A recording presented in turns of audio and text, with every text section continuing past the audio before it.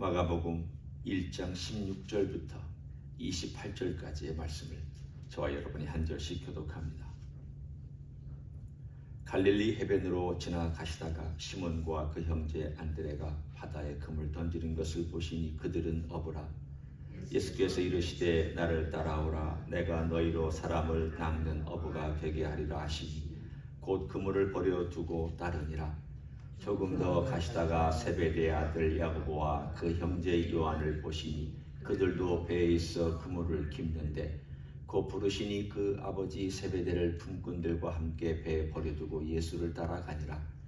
그들이 가버나움에 들어가니라. 예수께서 곧 안식일에 회당에 들어가 가르치시매 무사람이 그의 교훈에 놀라니 이는 그가 가르치시는 것이 권위 있는 자와 같고 서기관들과 같지 아니함일러라. 마침 그들의 회당에 더러운 귀신 들린 사람이 있어 소리질러 이르되 나사렛 예수여 우리가 당신과 무슨 상관이 있나이까? 우리를 멸하러 왔나이까? 나는 당신이 누구인 줄 아노니 하나님의 거룩한 자니이다. 예수께서 부짖어 이르시되 잠잠하고 그 사람에게서 나오라 하시니 더러운 귀신이 그 사람에게 경련을 일으키고 큰 소리를 지르며 나오는지라. 다 놀라 서로 물어 이르되 이는 어찌 미냐? 권위 있는 새 교훈이로다. 더러운 귀신들에게 명한즉 순종하는도다 하더라. 같이 읽습니다. 예수의 소문이 곧 온 갈릴리 사방에 퍼지더라. 아멘. 여러분이 1장을 읽는 순간 어제도 우리가 함께 얘기했던 이 마가의 성격과 기질을 바로 알 수 있습니다. 이 곧이란 말, 즉시라는 이 말이 몇 번 나왔는지 나중에 여러분이 1장을 읽으면서 손가락으로 헤아려 보십시오. 거의 10번 가까이, 9번, 10번 나옵니다. 한 장에만 그렇게 많이 나옵니다. 왜 이렇게 많이 쓸까요? 요즘에 만약에 소설을 쓰는 사람이 이렇게 한 단어를 많이 쓰면 아마 소설을 가르치는 전문가가 그럴 겁니다. 너 탈락. 아마 이렇게 얘기를 할 겁니다. 한 단어를 너무 자주 쓰면 식상해지기 때문입니다. 그렇지만 마가는 그것을 가감없이 여기에 쓰고 있습니다. 제가 생각할 때는 마가라고 자기가 이 단어를 자주 쓰고 있다는 것을 모를까요? 알고 썼습니다. 알고 썼다면 왜 이것을 이렇게 자주 사용하고 있을 것일까? 물론 그의 기질이나 혹은 그의 성질을 나타내 주는 것이기도 하지만 사실은 듣는 사람들을 위한 것이기도 합니다. 이 글을 읽고 듣는 사람들에게 즉시 어떤 일들이 일어났구나. 즉시 어떤 행동들이 취해졌구나. 예수님의 행하시는 모든 행적에는 이건 머뭇거림이나 혹은 안 된다는 것이나 불가능하다는 것이 없구나라는 것을 읽는 사람에게 알려주기 위한 일종의 그의 스타일입니다. 한 단어가 갖고 있는 메시지입니다. 예수님이 이런 분이구나. 특별히 예수님의 행동에 대하여서 나오는 반응들을 살펴보면 그것을 우리도 즉시 알 수 있습니다. 저도 이 즉시란 단어를 굳이 쓴다면 즉시 알 수 있습니다. 한번 보십시오. 우리가 읽은 본문 중에 18절을 보시면 제일 잘 알고 알 수 있는 그런 표현이 나옵니다. 곧, 즉시라는 말이죠. 즉시 그물을 버려두고 따르니라. 지금 하나님의 나라가 예수님께서 가져오신 가운데 이 세상에 이제 드디어 접근하고 있습니다. 하나님의 나라가 완전히 온 것도 아니고 그렇다라고 하나님의 나라가 또 아는 것도 아닙니다. 가까이 지금 있습니다. 가까이 있다라는 것은 이걸 받아들이는 사람에게는 들어가는 것이고 받아들이지 않는 사람에게는 들어가지 못하는 곳입니다. 그러니까 가까이 있다라는 말은 언제든지 내가 그 속으로 들어갈 수 있다는 말이기도 합니다. 그렇지 않아요? 여러분이 가까이 여러분 옆에 있는 어떤 사람이 서 있으면 그 사람 손 붙잡을 수 있죠. 바로 옆에 있으니까. 그러나 또 내가 붙잡지 않을 수도 있습니다. 가까이 있다라는 것은 좋은 것이기도 하고 안 좋은 것이기도 합니다. 내가 어떤 선택을 하느냐에 따라서 가까이 있는 것이 정말 가까이 있는 것일 수도 있지만 어떤 선택을 하느냐에 따라서 가까이 있는 것이 아주 멀리 상관없을 수도 있습니다. 옆에 앉는 사람이라고 다 마음이 가까운 건 아니지 않습니까? 마찬가지입니다. 예수님이 하나님의 나라를 가지고 가까이 왔고 하나님의 나라가 가까이 왔다라는 말은 이제 너희들이 언제든지 내가 가져온 이 하나님의 나라에 들어올 수 있다 라는 초청이 유효합니다. 그 초청에 곧 반응한 사람들이 있고 그렇게 반응하지 않는 사람들이 이제 마가복음에 보면 나타날 것입니다. 그러나 일단 1장에서는 하나님의 나라에 들어가고 있는 사람들의 이야기, 곧 들어가고 있는, 즉시 반응하고 있는 사람들의 이야기가 나오는데 그 중에 제일 먼저 누가 나오는가? 제자들이 나옵니다. 하나님의 나라를 가져온 하나님의 나라의 주인이신 이 왕중왕이 초청할 때에 이 사람들은 즉시 반응을 했다라는 것을 메시지로 보여줍니다. 그래서 그들은 버리고 떠났다고 했습니다. 버려두고 따랐다. 그 다음에도 19, 20절에도 버려두고 예수를 따라갔다. 버려두고 따라갔다. 왜냐하면 하나님 나라에 대한 즉각적인 반응을 얘기하고 있기 때문입니다. 하나님 나라는 이런 반응을 요청합니다. 하나님의 나라는 그냥 무심결에 듣는 이야기도 아닙니다. 잠결에 그냥 자장가처럼 듣는 이야기 아닙니다. 혹은 있어도 좋고 없어도 좋은 것도 아닙니다. 오늘 첫 번째 반응, 제자들의 반응. 두 번째 반응은 가버나움에 들어가셔서 회당에서 가르치실 때의 그 반응입니다. 한번 여기 보십시오. 예수님이 어떤 권위를 가지고 하는지 그 권위에 대한 이야기가 나와 있는데 22절에 그가 가르치시는 것이 권위 있는 자와 같다. 서기관들과 같지 않다. 이 첫 번째 권위는 예수님께서 하나님의 나라를 선언하시고 말씀을 전하실 때에 누구도 인용하시지 않는 권위를 말합니다. 그 당시에 서기관들과 랍비들은 자기의 권위가 약하기 때문에 항상 먼저 인정받고 사람들이 존경해주고 있는 선배 랍비나 이미 돌아가신 다음에 인정받은 랍비의 권위를 인용해서 말했습니다. 예를 들면 제가 여기 설교할 때 김준곤 목사님이 이렇게 말씀하셨습니다. 그러니까 제가 이 부분을 해설하면서 김준곤 목사님은 이 부분을 이렇게 말씀하셨습니다.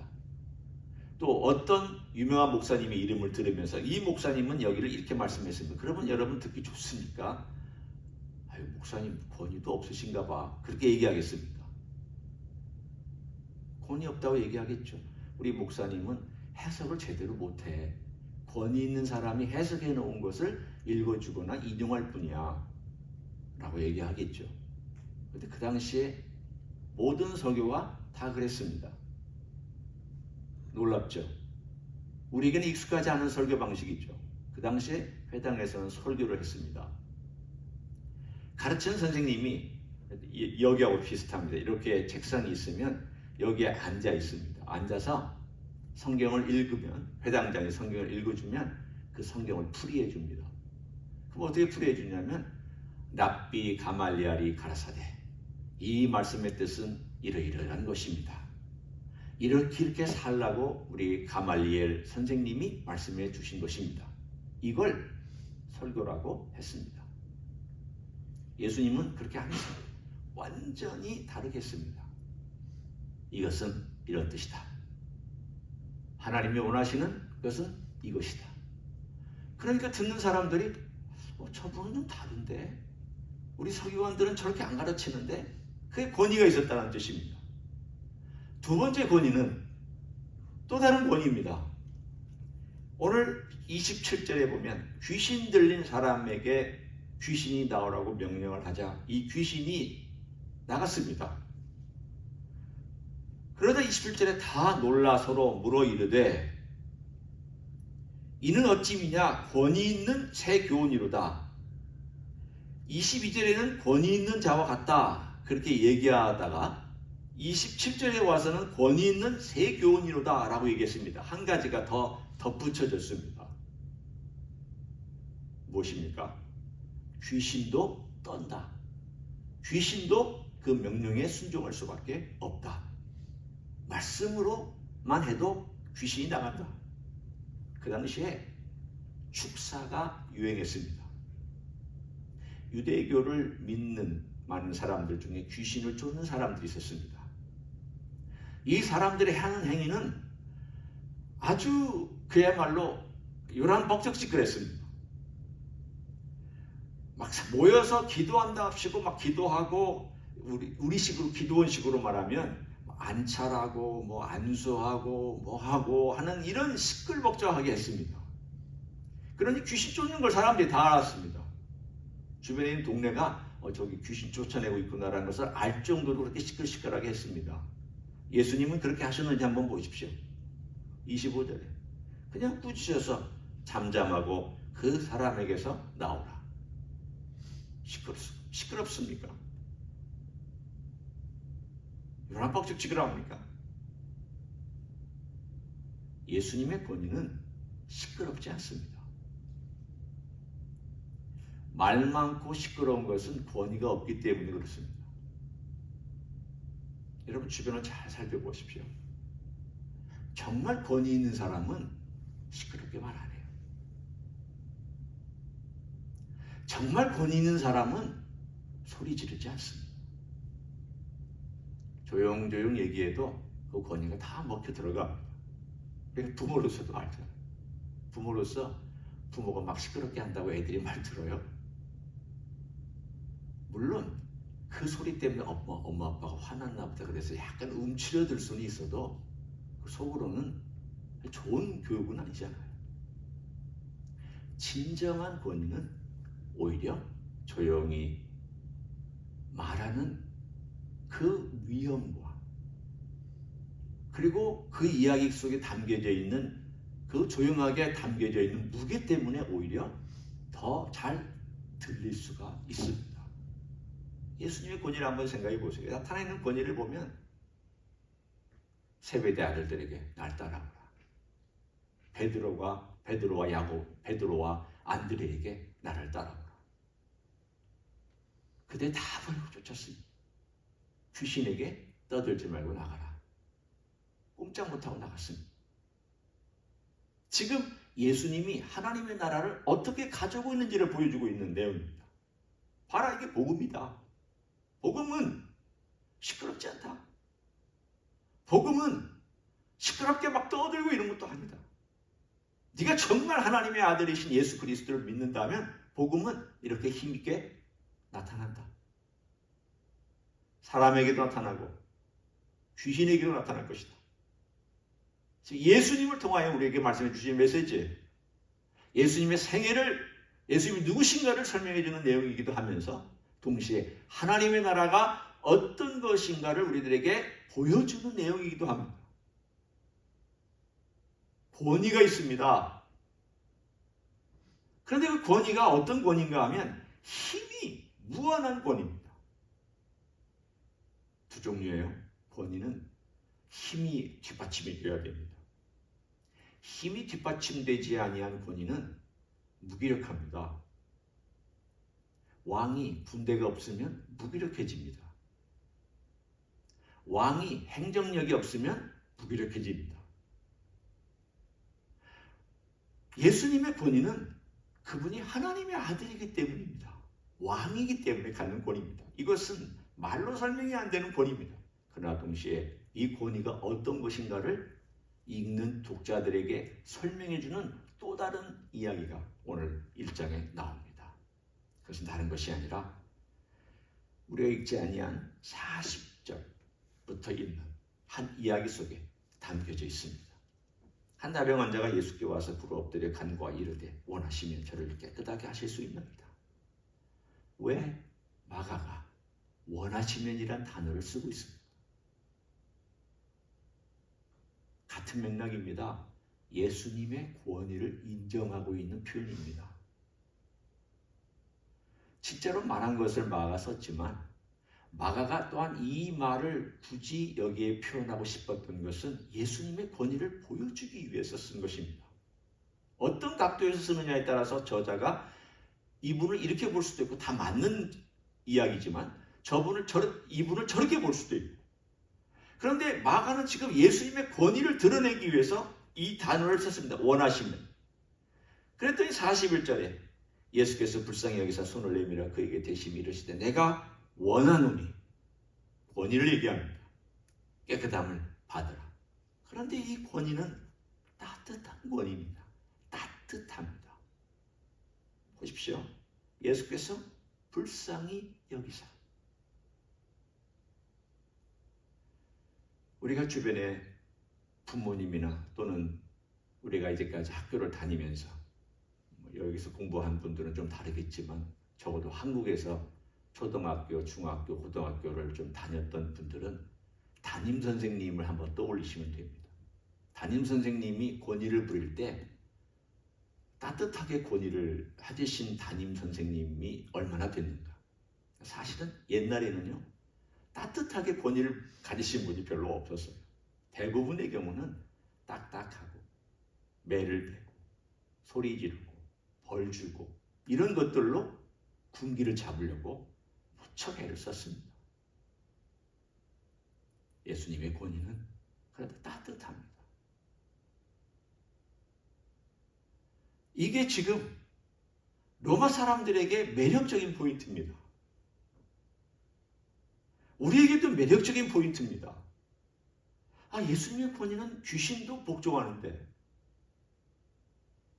예수님의 권위는 베드로의 장모의 열병을 고치시는데 그 장면을 보면 장모의 손을 잡아 일으키셨습니다.